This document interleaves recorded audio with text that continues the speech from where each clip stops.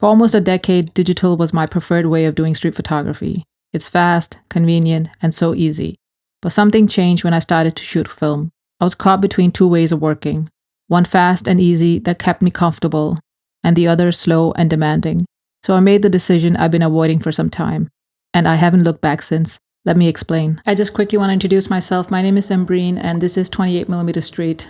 Wow, I have to get used to say that because I just recently did a complete rebrand of my YouTube channel. And if you come across my old videos, rest assured, it's still me, it's just a name change. So if you're new here, welcome. And if you're returning, welcome back. I'm a self-taught street photographer. I've been doing street photography for well over a decade. So I have a website where you can find my blog, my newsletter you can sign up for. And please remember to check your spam filters when signing up. I have my courses, I have one paid, one free, so you can explore all that on my website. All right, let's get back to the video. I've been doing street photography digitally for almost a decade that I've been doing street photography, and this is how I learned on a cheap DSLR camera back in the day, back in 2016 on my Canon 800D. I had that camera for 3 years and I had a 35mm focal length attached to it. So that was a long time ago, but I learned a lot from it. But something happened back in 2024 when I bought my Leica M6, a fully mechanical film camera, and that actually made some changes that I want to talk about today. But looking back, I can really see that I was craving that film experience for a long time, even before I bought my Leica M6, and it took a long time to come to that conclusion that I wanted to buy a film camera. But the film experience for me hasn't always been about just switching cameras or owning a Leica. It was actually about the film experience. So it was a mindset shift. It was a different way of seeing, a different pace, a different way of doing street photography for me because I've only been doing it one way with a digital camera. And recently I made a decision that I wanted to fully commit to film street photography. And I'm not even sure as I'm recording this video what that entails exactly, but I'm willing to try it out because I feel like this is the right path for me now after I sold my beloved Fuji X100V, but I'll talk about that a bit more. Committing to film street photography means that I will have no digital backup. I will have no fallback plan. I can't just say, hey, it's an overcast day, I'll just switch to my digital camera. I have to commit to film because that's the only camera I have left. I really like the idea of having just one process, so all the way through. And that also means that it's not just the camera or the film, it's actually the whole experience, but I'll come back to that. And I'll continue to do film street photography as long as it makes sense to me. And I don't know how long that would be, a year, half a year, maybe 30 days, I don't know. Maybe it will be my preferred medium going forward for the rest of my street photography journey. But let's talk about what it actually means to commit to film street photography. Let's talk about the digital camera I call the best camera I've used for street photography. I made a video recently where I talk about my Fuji X100V or Mark V. And I talk about it from a journey perspective, so owning the Fuji X100V and the first impressions and going from hating it to loving it and so forth. The sale of the Fuji X100V came about quite unexpectedly, even though I put it up for sale for a long time. I got some good offers, but back then in 2024, I wasn't really ready to part ways with my camera, even though I already bought the Leica M6. So at that point, I had my Fuji, a digital camera, and I had my Leica film experience that I was craving. A year later now in 2025, I can look back and see that the whole experience of doing street photography got diluted a little bit because I was having this hybrid workflow, which is most of the time it was really great because I could just pick my digital camera. The weather was overcast or it was raining. And on those days I was craving the film experience. I could just pick up my Leica M6.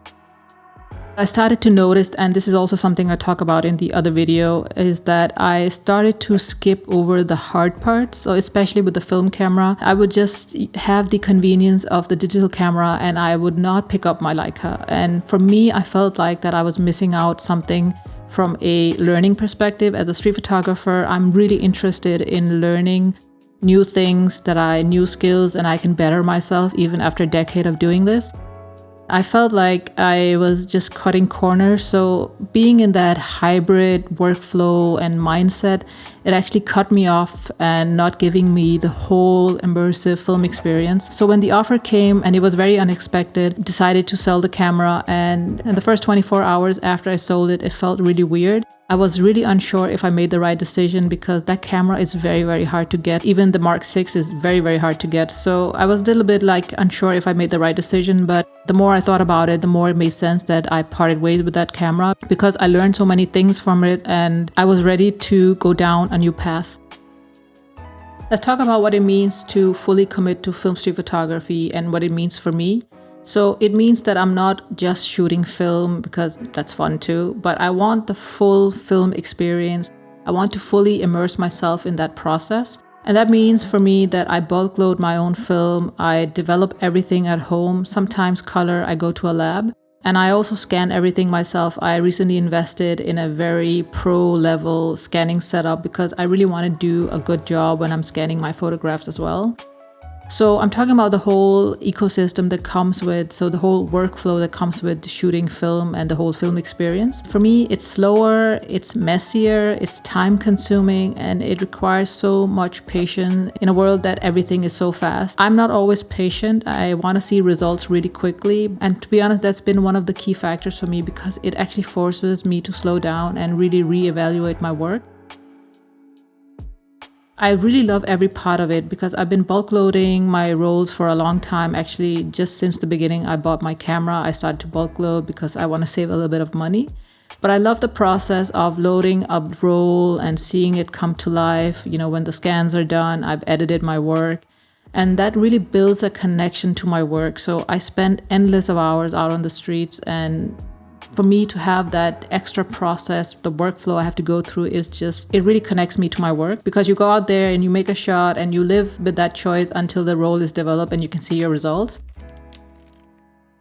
And that's exactly what I like because it's a process that demands a lot from me as a street photographer, and it requires for me to be on my best behavior and also really reevaluate my skills because sometimes in my head I think I can master something or I did master something.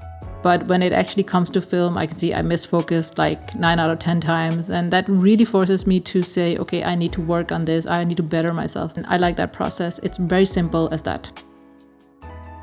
Secondly, having no digital camera removed that fallback option for me that I talked about. So no more digital safety net. And I think this will be the real test if I can do film street photography going forward, because I believe it will push me in ways I can't even imagine. Well, I think I can imagine a few ways it can challenge me.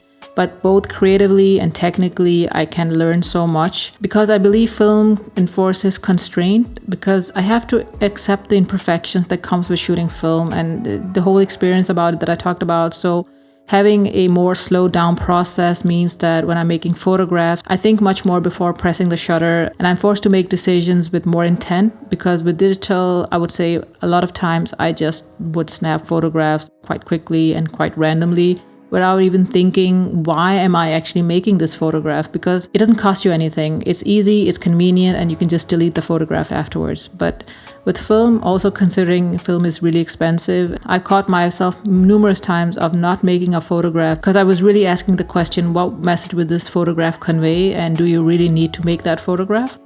Essentially, it comes down to this, that I'm forced to show up differently, both mentally, so having a different mindset, also physically, because I also tend to move differently when I'm shooting with film street photography contra my digital camera.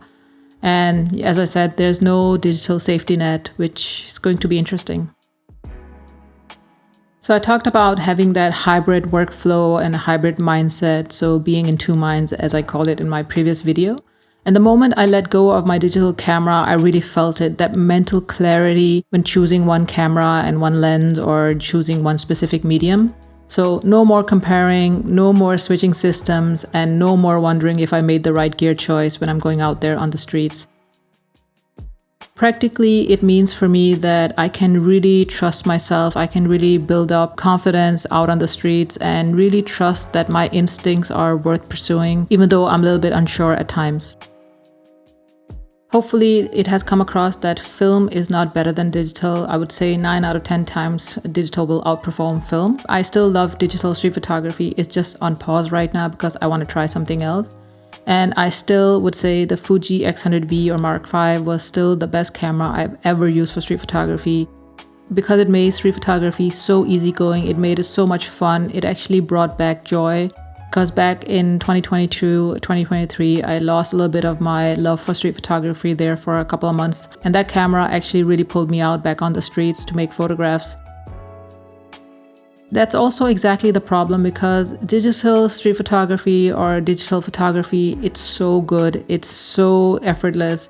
And sometimes when things are easy and effortless, we become complacent, we become lazy. That's exactly what happened to me. And I thought that I couldn't learn anything more. And there's always something more to learn, right? I refuse to believe that you learn everything you can learn about something. So let me give you an example. So anytime I got frustrated with the film process, so a workflow, a part of it, like developing or scanning, I would just put it aside and say, okay, next time it will be digital because it's so much easier. I know my workflow. I can make my photographs and edit them and put out the result quite quickly. And every time I did that, I subconsciously stepped out of the process that I was trying to commit to. So for me, it's a personal choice to limit myself in a degree that I can hopefully grow as a street photographer from now on. I think a lot of people think about film street photography and think about being a purist, and to some degree that might be the image that film street photography has, but I see it from a different perspective because I believe there is power in limiting yourself, especially when it's inconvenient, and film can be really inconvenient at times. I think it's going to be more hard work, and I'm willing to put in the hard work because if it can make me feel closer to the way I want to make photographs, pull me further away from the noise that is pulling me in both directions, I think the real point might be that you don't grow by keeping all your options open. You grow by choosing one and sticking with it. And for now, I'm sticking with film street photography. Let's see how long before I run back to digital street photography. Let me know if you have a similar choice you had to make. All right, I'll see you in the next one.